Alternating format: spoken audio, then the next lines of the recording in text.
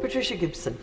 Thank you, Madam Deputy Speaker, and I want to begin by thanking the Honourable Lady for North Shropshire for bringing this debate forward. It's become something of an annual event in the calendar of the year, and I think it's a very important debate that we have. And I also want to begin by responding to the Honourable Member for East Worthing and Shoreham, and to let him know that I agree with everything that he said. Of course, in Scotland, in terms of coroner inquiries for stillbirths at full term, of course, in Scotland we don't have coroner inquiries, we have fatal accident inquiries. And that was one of the calls that I made. Although it's devolved, it was one of the calls I made when I secured the first ever debate on stillbirth in this place in 2016. And I think there's still a job of work to do there to get us to where we want to be in that regard.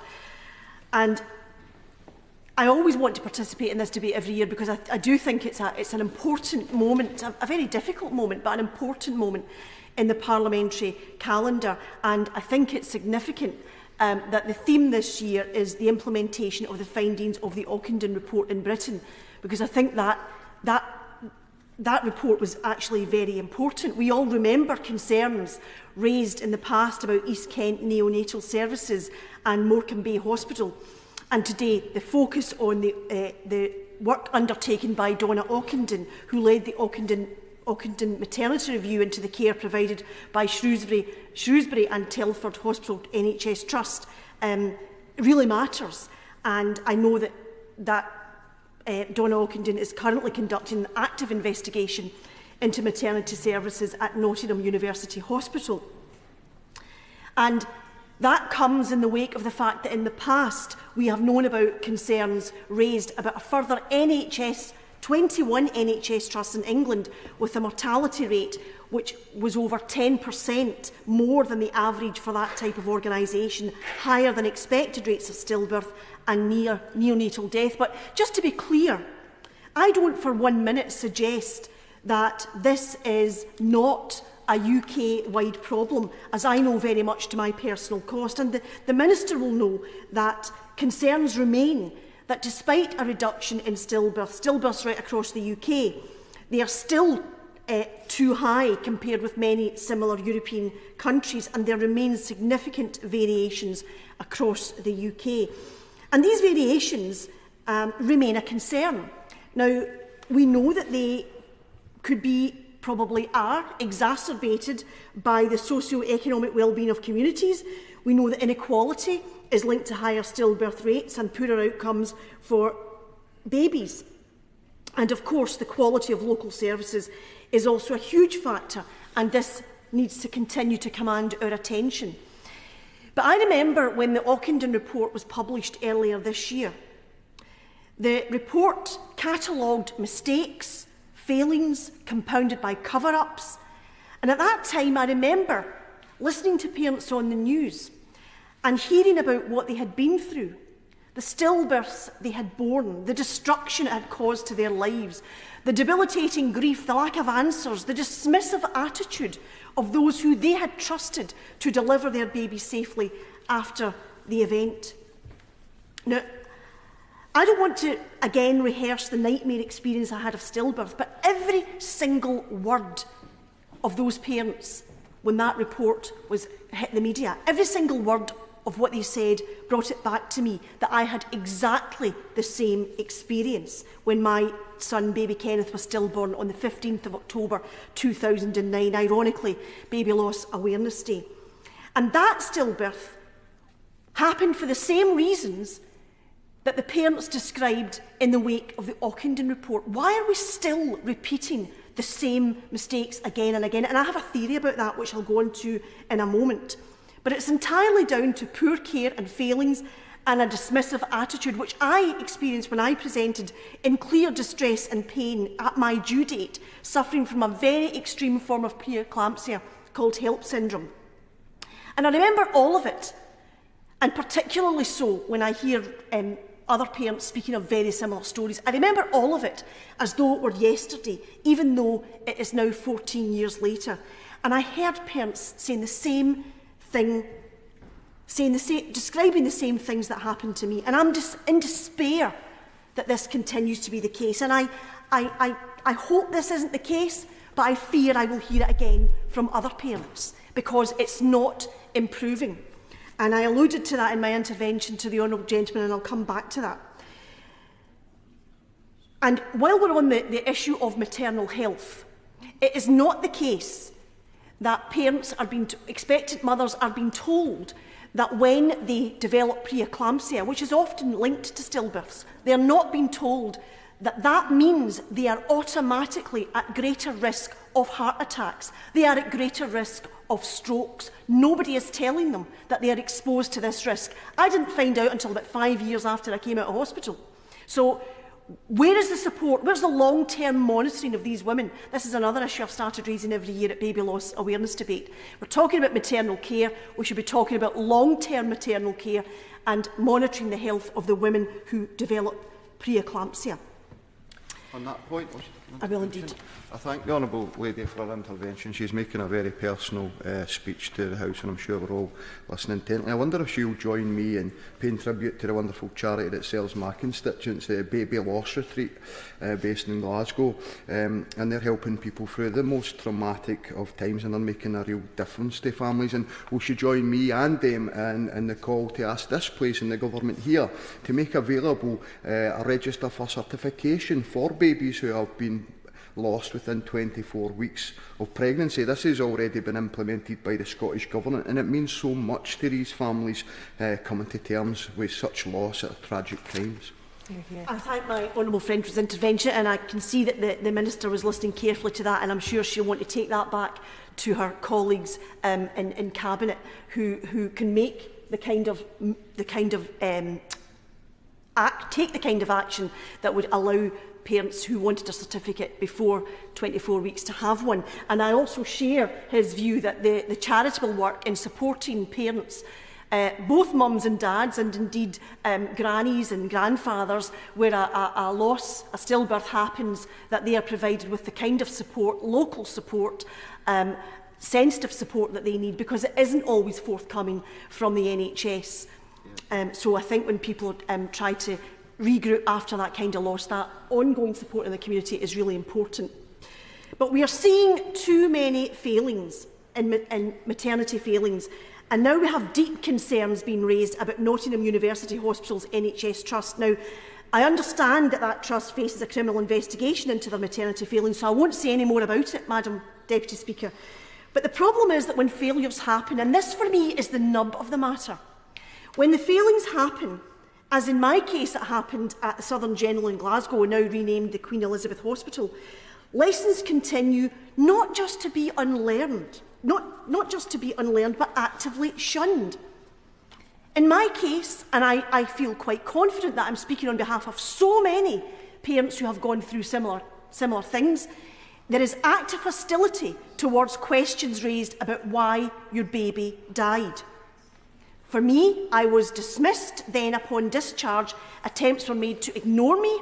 Then I was blamed. It was my fault, apparently, because I had missed the viewing of a video about a baby being born. So obviously that was my fault, that my baby died. Then it was suggested that I had gone mad. And what I said couldn't be relied upon because my memory wasn't clear. But to be absolutely clear, I had not gone mad. I couldn't afford the luxury, because I was forced to recover and find out what happened to my son, as I have witnessed so many other parents being put in that position.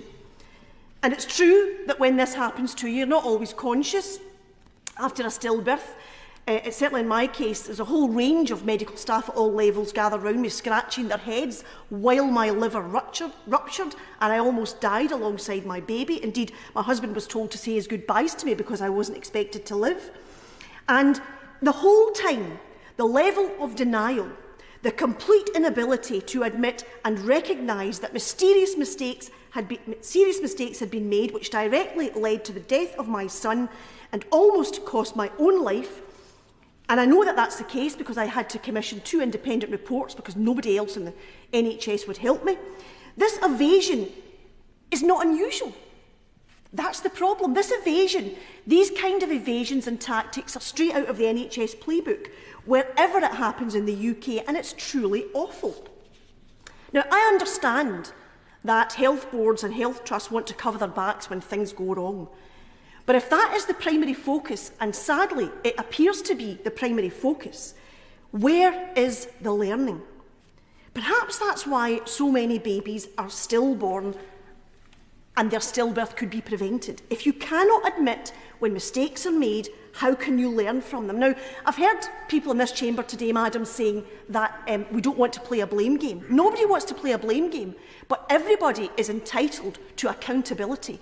Everybody, and that is what is lacking. We shouldn't need independent reviews. Health boards should be able to look at their practices and procedures and themselves come out and admit what went wrong.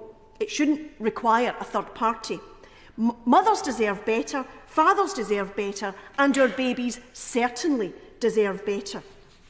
Every time I hear, and sadly I hear it too often, every time I hear of a maternity provision scandal, which has led to stillbirths, my heart breaks all over again, because I know exactly what these parents are facing, continue to face, and must live with for the rest of their lives. A baby stillborn, a much longed for child lost, which was entirely preventable. I will indeed. To the Honourable Lady for the testimony she's giving, and I almost absolutely agree with everything she's saying, but would she agree with me that there's a very big difference between a genuine mistake that a midwife or a health professional could make and negligence? And do you think we need to get does she think we need to get better at differentiating that so that the cases, so that healthcare professionals are not afraid to come forward and give the right information when an investigation is made? With what the Honourable Lady said, and I think the frustration and the piling of trauma on tragedy is the inability to engage at any level when things go wrong. Everybody knows that things can go wrong. People are human and they will make mistakes. It's what you do after that that matters, and that's what matters to bereaved parents. Now, I know there are some people today, and it's been mentioned, who talk about workforce pressure. But for me, and I think for many of the parents who have gone through this, the problem here, the fundamental problem, is the willful refusal, to go back to the Honourable Lady's point, the willful refusal to admit when mistakes do actually happen and what lessons can be learned to prevent something similar happening again. But to seek to evade responsibility, to stop making parents feel that somehow the stillbirth of their child is their own fault, or even worse, that everyone after the event should just move on and go on with their lives because these things happen. That's how I was treated. I know from the testimony I've heard from other parents, that's how often parents are treated. Compounds grief that already threatens to overwhelm those affected by such a tragedy. I don't want to hear of another health board or another NHS trust which has been found to have failed parents and babies after an independent investigation, where they promise to learn lessons. These are just words. When expectant mums present at hospitals, they should be listened to, and they should not be made to feel that they're in the way or that they don't matter. How hospitals engage with parents during pregnancy and after tragedy really matters. Now, I've been banging on about this since I secured my first debate about stillbirth in 2016, and I won't stop banging on about it. And I am fearful that things will never truly change in the way that they need to, and that simply piles agony on top of tragedy. But I want to thank Donna Ockenden for her important work, and I know that she will continue to be assiduous in these matters in the future in relation to other work that she's currently undertaking. But the health boards and the health trusts need to be much more transparent and open with parents when mistakes happen. Because for all the recommendations of the Ockenden report, and there are many and they are all important, we will continue to see preventable stillbirths unless the culture of cover-ups is ended. When the tragedy of stillbirth strikes, parents need to know why it happened and how it can be prevented from happening again. That's all. You can't bring a baby back to life, but you can give parents those kind of reassurances and those kinds of answers. And that is really important in terms of moving on and looking to some kind of future. I have no confidence, Madam Deputy Speaker, and it upsets me to say this, I have absolutely no confidence that lessons were learned in my case, and I know that many parents feel exactly the same. But I am very pleased to participate again in this annual debate, because these things need to be said, and they need to keep being said until health boards and NHS trusts stop covering up mistakes and have honest conversations when tragedies happen, as sometimes they will. Parents who are bereaved don't want to litigate, they want answers. And it's time the NHS trusts and health boards were big enough and smart enough and sensitive enough to understand that. Because until mistakes stop being covered up, babies will continue to die, because failures which lead to tragedies will not be remedied. They will not be addressed. And that, Madam Deputy Speaker, is the true scandal of stillbirth, and one of the many reasons why Baby Loss Awareness Week is so very important, to shine a light on these awful preventable deaths for which no one seems to want to be held accountable.